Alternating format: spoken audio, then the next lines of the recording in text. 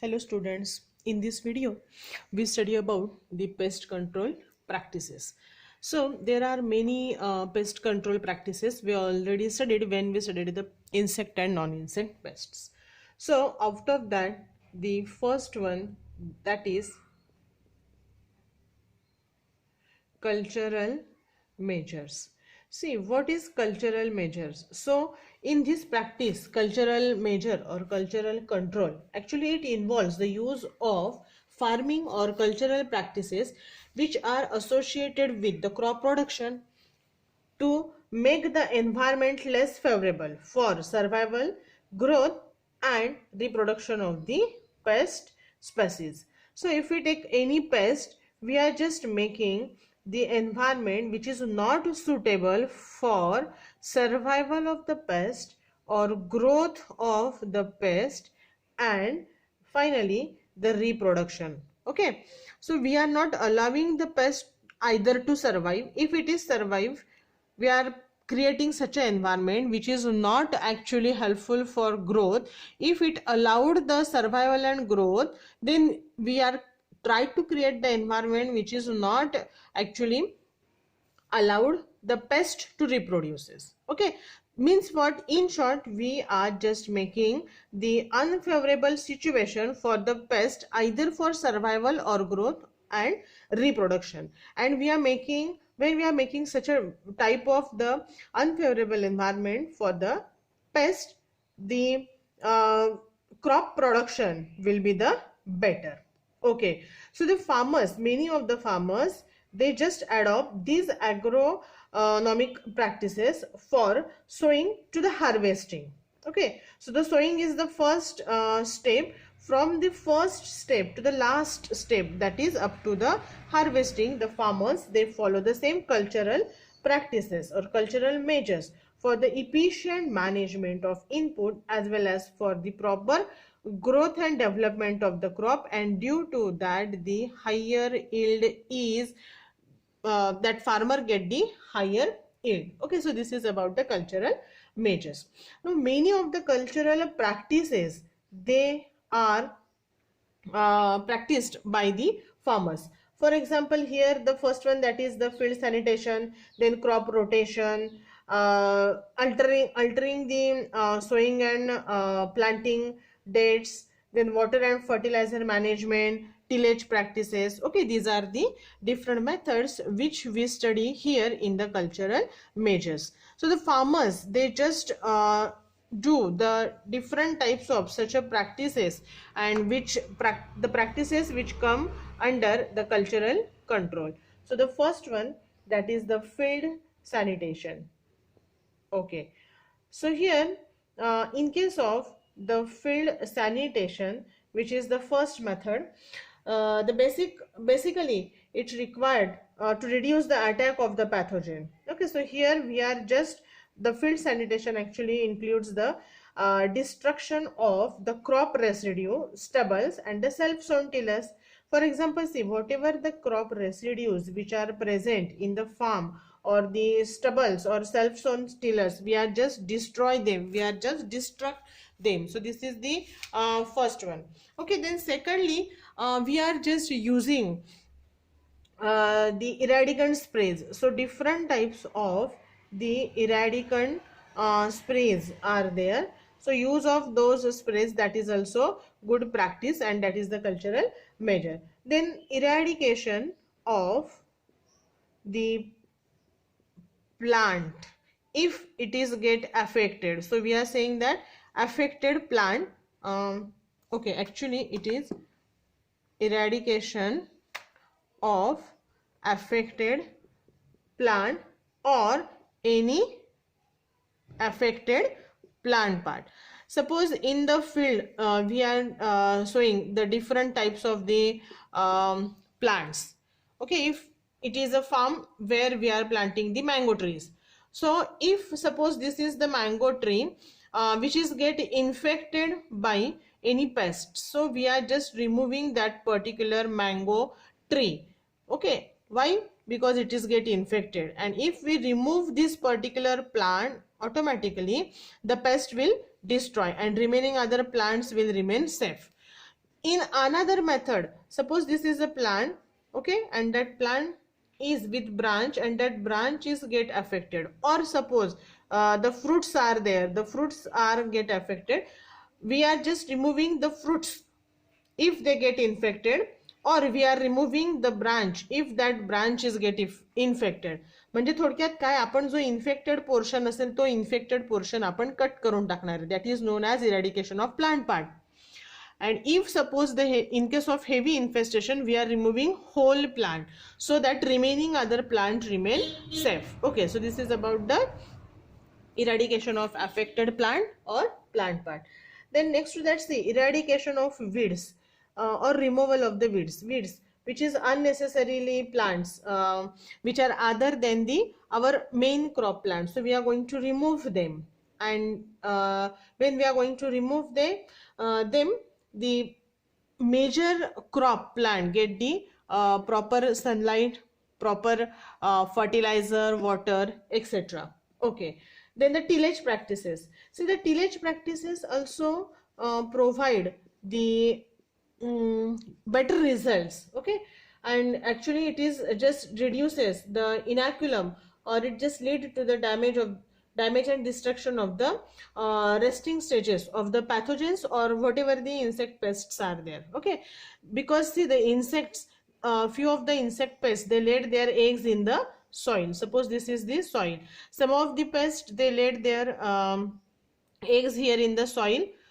just below the litter, जे आपण पालापाचोळा म्हणतो त्याच्या खाली, किंवा some of the insects are there which deeply just laid their eggs, okay, below the soil surface.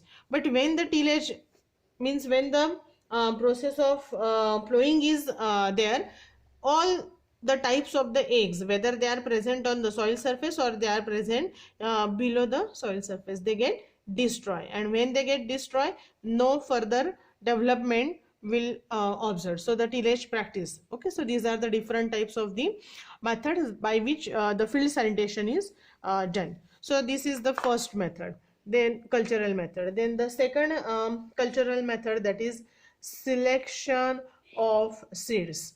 We know that in our Marathi we said that पेराल ते उगवेल. पेराल ते उगवेलचा अर्थ काय, जर चांगलं सीड असेल तर ऑब्विसली चांगलं तुम्हाला क्रॉप येईल मिळेल. जर सीड चांगलं नसेल, इन्फेक्टेड असेल, तर ऑब्विसली तुम्हाला जे क्रॉप येईल मिळणार आहे ते प्रॉपर नसेल. So here in case of the selection of the seeds, the healthy and the good seeds are the must. And if we are going to sow the infected seeds, the seed will not germinate properly, and hence the good quality of the seeds as well as the seeds which are disease free, healthy, we must just select them and sow them. So this is the second one. Then third type of the cultural measure, which includes the tillage operation. See, just here in case of the field sanitation we studied this tillage operation, but again we are just studying it. So in case of cultivation or plowing, actually plowing, it is very essential for the purpose of preparation of the seed bed. Okay, as well as it is essential for sowing or transplanting the seedlings. In addition to that, the plowing is necessary, which actually includes the control of pests and weeds. Okay, plowing, which is actually affect on different types of the pest which dwells in the soil. Already we said that some of the insects, they laid the eggs in the soil. So this is suppose the soil. Not only the eggs, but different type of the larval stages and the pupa, they are also present here below the soil. And when we are going to plow, these larvae and pupa, they get disturbed. Okay, so various stages are there, maybe eggs, maybe larvae, maybe pupa, but any stage of that particular pest, if it is present in the soil, it is get disturbed, because the undisturbed soil surface will provide the proper temperature, humidity for the development of the resting stages like the pupa. If the soil remain untouched, म्हणजे आपण जर ते नांगरणी केलीच नाही तर ते जे काही अनडिस्टर्ब्ड सॉइल असेल तर ती ह्या प्युपाच्या डेव्हलपमेंटसाठी खूप बेटर असते. But when we are ploughing, due to the deep plowing or superficial plowing, whatever it is just responsible for destruction of either the eggs or larva or the pupa. Okay, so the plowing of the soil, that is important. Okay, so this is about the tillage operation. Okay, the next stage is, or sorry, not stage, the next one is there, that is known as crop rotation. See, some of the farmers, they only take a single crop throughout the year in their field, but it is the wrong method. If we are just change the sequence of cropping pattern in the field, that is known as the crop rotation. Suppose throughout the year, if we are just taking the 4 different types of the crops, crop 1, crop 2, crop 3, crop 4, and alternately we are just saw those crops, actually what happened, the pest which attacked on the first crop will unable to attack on the second or third or fourth. So when we are just sowing the crop first, the pest which only attack on the crop first, the pest, or we are saying that in other words that the crop 2, crop 3 and crop 4, they are not act as the host plant for this pest A. So which is the host plant? Only the crop 1 is act as the host plant for this pest A. So the pest A is unable to survive in the next month of the year. Why? Because we are just interested in cultivating crop 2nd, crop 3rd and crop 4th, and that is not act as the host plant for this pest. So this pest die. Same thing is possible in case of crop 2nd, 3rd and 4th. Means what? We are just disturbing the life cycle of pest A. Okay, and since the crop rotation method is the better method or best method for breaking the different types of the life cycle of different types of the pest. For example, different types of the fungus, okay, and nematodes, we are going to control them with the help of this method, that is the crop rotation, and it is very simple.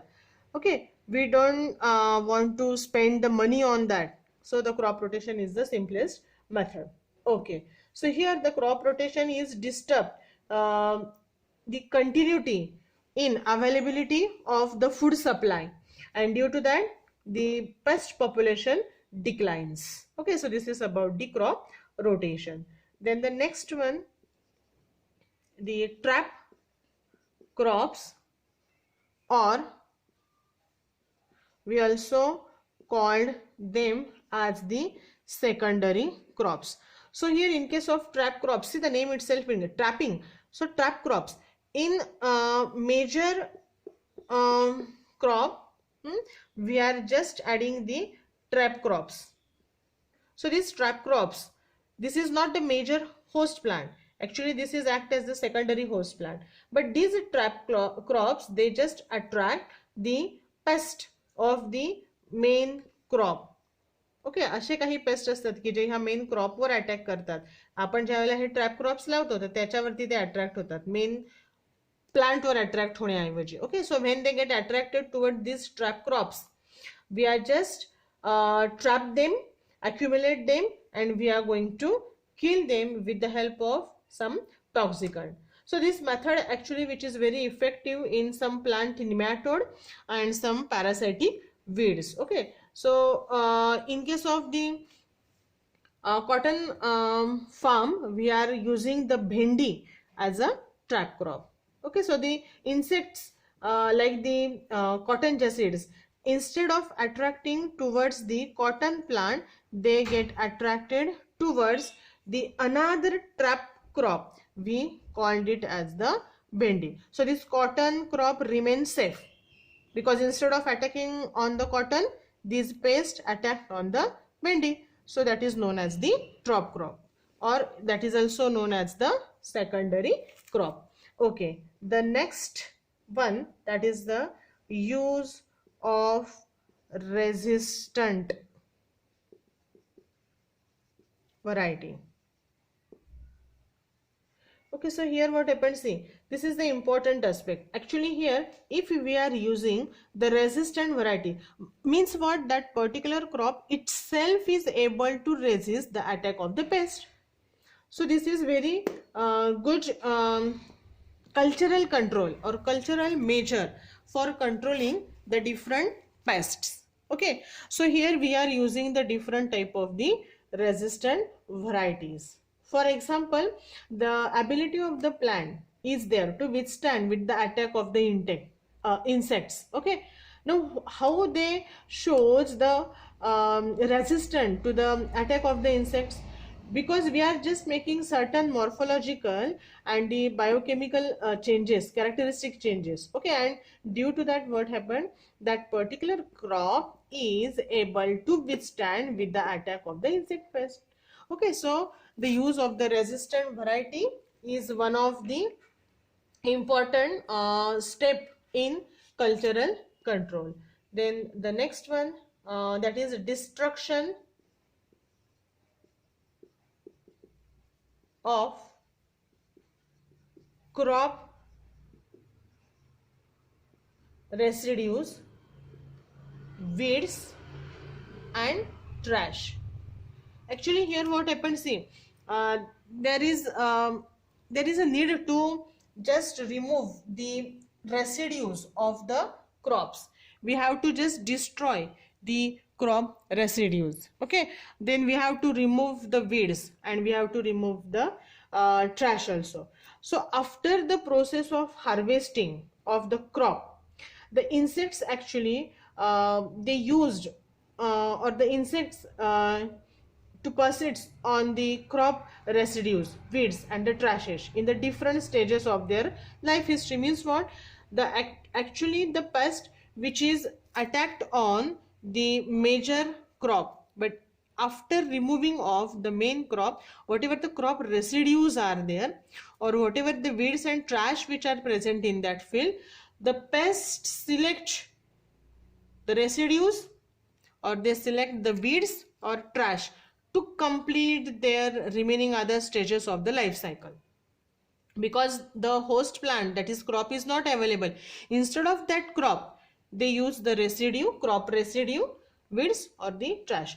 And for that actual purpose, to stop the growth of the pest at any stage in their life cycle, it is necessary to destroy the crop residue, weeds and the trashes.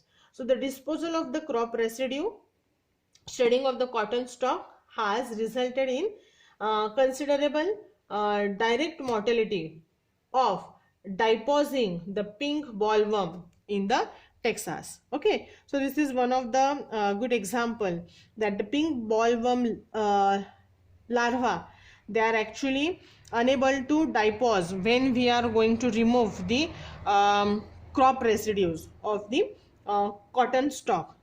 Okay, because they required, if the host plant is not there, at least they required the crop residues or they required the remaining other weeds or they require the trash material. But if we remove all those things, when the plant, not a single plant is available in that particular field, these pink bollworm larva, they are unable to depose, and due to that